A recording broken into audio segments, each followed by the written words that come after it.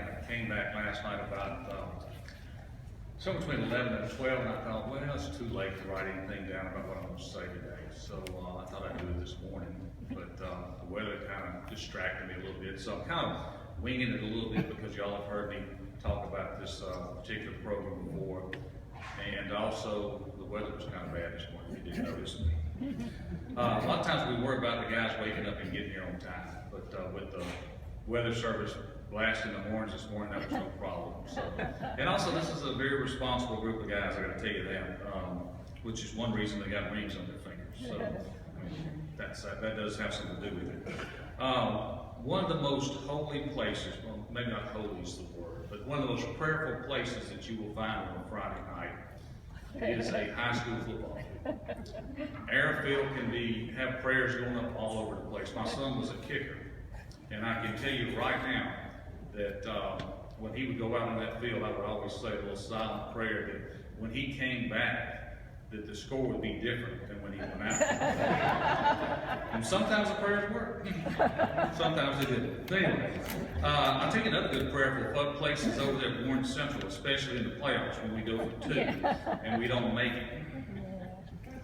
Anyway,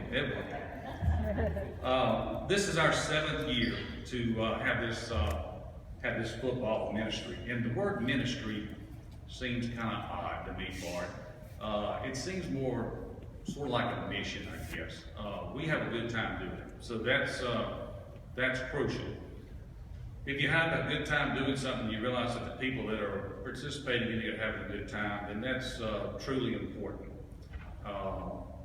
I think that we have done something well here, and it was an idea that George Dale had back in 2010. I think our building was completed, the youth building, around May or so. About August, George called me and said, why don't we have something called study hall? And I thought he meant a study hall. Anyway, and then we invite the football team over on Tuesday nights, and that they come over and just hang out if they want to. So I said something to Coach Brown. He was the coach at that time, and Coach Brown said, okay. And he was not, Coach Brown was a very good person, but he was not the most enthusiastic person. So from his lack of enthusiasm, I couldn't tell if that was really a good thing or not. But anyway, we started it, and when the first time I came in the door, George had about 2 or 3 2-liter drinks out there, and 1 or 2 packs of kind of those cookies you get at the dollar store.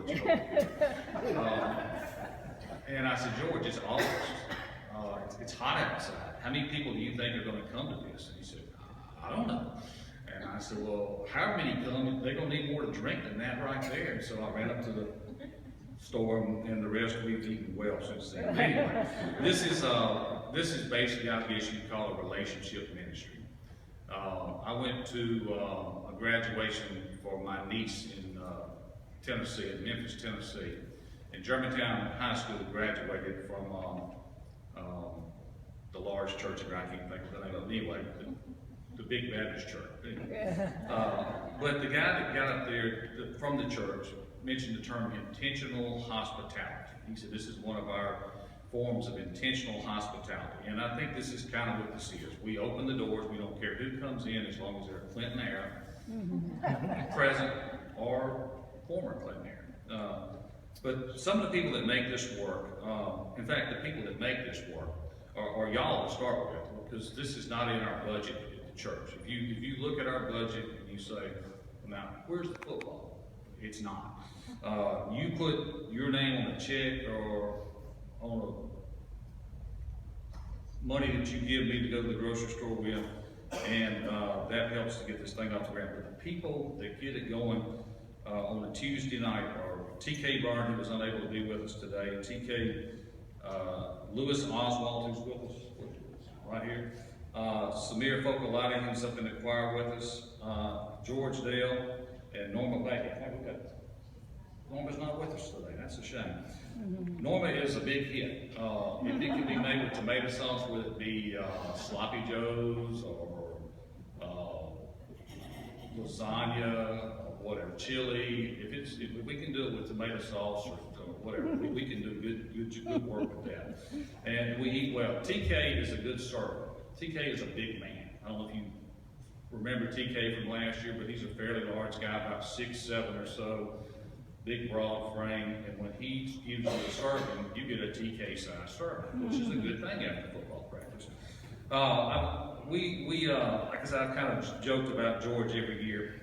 Our caloric intake is probably pretty high. We don't eat exactly the most healthy food that there is out there, but we eat something that's sort of comfort food, and something that we've noticed a lot of times when the guys come in, they'll be relatively quiet. And as the food intake continues and the sugar level in their body goes up, they get louder and louder until it peaks off at a certain level, and that's just your level of sound. But you know, I kind of goofed on George in those couple of 2-liter drinks and stuff. We have had, I think, 87 meetings with these guys. And if we just average 30 each meeting, which is probably about the correct number for those 87 times on average, we have served 2,580 meals. So we've heard about the loaves and the fishes and you know how that went. This is kind of getting that way. So that's a good thing. We have a lot of fun doing this, and like I said before, this is a good group of folks that we are able to have in our church, and we appreciate them coming by and being a part of us on Tuesday nights. Let me see if there's anything else that I need to tell you. I'm kind of winging it from my notes I had from the other night. I would like to say that it doesn't matter whether you win or lose, but if I'm honest with you, it was a lot of fun winning this year. And for that particular reason, we did much better than we ever had. We have a policy, y'all. Now, during the regular season, on Tuesday night, we tell the guys from the first meeting, we will be here. You show up, we'll be here. But when it gets to the playoffs, it goes like this. You win on Friday night, we'll be here on Tuesday. You lose on Friday night, we won't be here. So we got to a point into the playoffs, really, I mean, we're going to Northside, where we realized that we could win out. And if we won out, then that last game, which was the most important game, which was the championship game, if we won it, then we really owed the guys a meal. And so we did. And again, with y'all's help, we got Ken's Fish House to come and cater that. And so we really appreciate your help with that. But thanks to this 2016 Clinton Harris team for a very memorable season.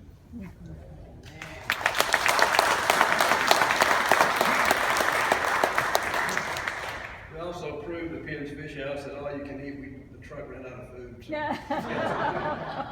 Okay, we got a lot of folks to introduce. We'll do one round of applause when we get through, and I'll try to tell you about each one of these guys. But what Ricky said earlier, the thing I can tell you most I thought about today is every one of these young men texted me this morning when the weather was bad and asked me for instruction on what to do, and then that responsible, and they've been responsible all year. That says a little bit about who they are. All right, Tayshawn, come over here. This is the quietest I've ever seen Tayshawn. Tayshawn Davis, number 6, played wide receiver and defensive back. He won the most improved player award for the team this year, which is quite an accomplishment. He's got some guests here today. His mom is Bobby Crunk, who I met at the banquet. His brother Miguel is here on the end down there. 2 of his cousins came, Bryson and Kaylee. Tayshawn's going to be attending Cohom Community College to play football, and we're glad to have him here today and be a part of what we're doing, okay? All right. Next up, Darius. Darius Brent, number 42 linebacker. If you watched our team play, when you got to 42, big or small, he was going to take you home. Really strong kids, did a great job. Darius is going to be going to Hines to play. He was also awarded the Best Linebacker Award for the team this year.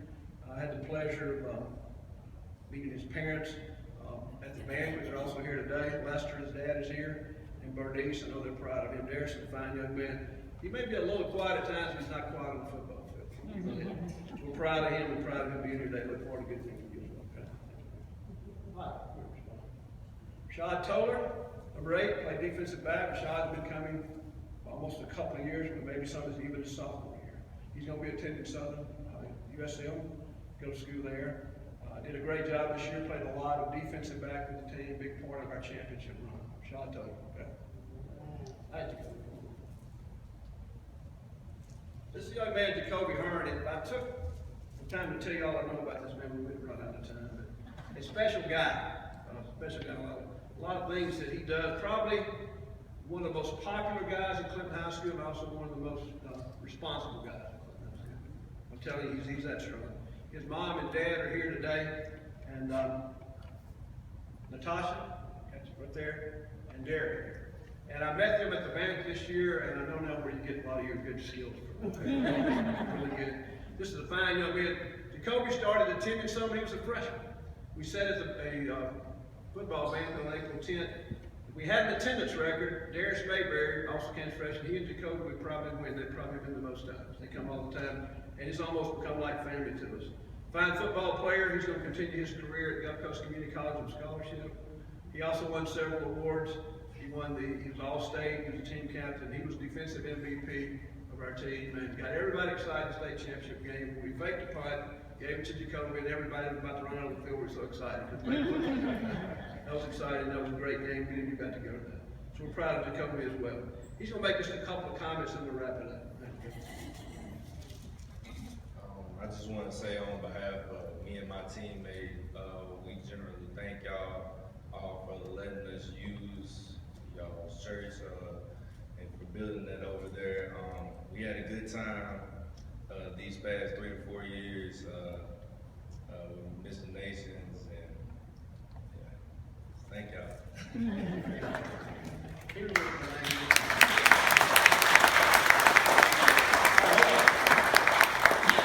It wasn't bad to hear win state championships. Guys, why don't you go flash the hardware one time?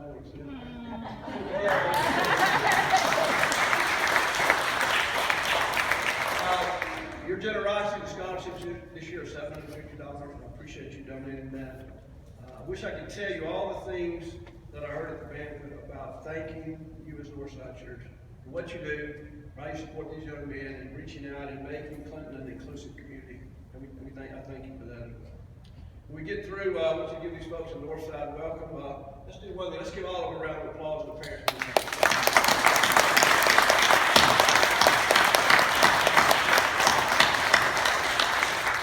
I'm going to close with a short scripture and we'll get on with the service here. Matthew 9:13 through 17. Jesus replied, "You need to give them something to eat." They answered, "We have only 5 loaves of bread and 2 fish, unless we go and buy some food for all this crowd." There were about 5,000 men were there. But he said to his disciples, "Have them sit down in groups of about 50 each." The disciples did so, and everybody sat down. Taking the 5 loaves and the 2 fish, and looking up to heaven, he gave thanks and broke them. Then he gave them to the disciples to set before the people. They all ate and were very satisfied. The disciples picked up 12 basketfuls of broken pieces that were left over. That was plenty. Thank you very much. I appreciate it. Amen.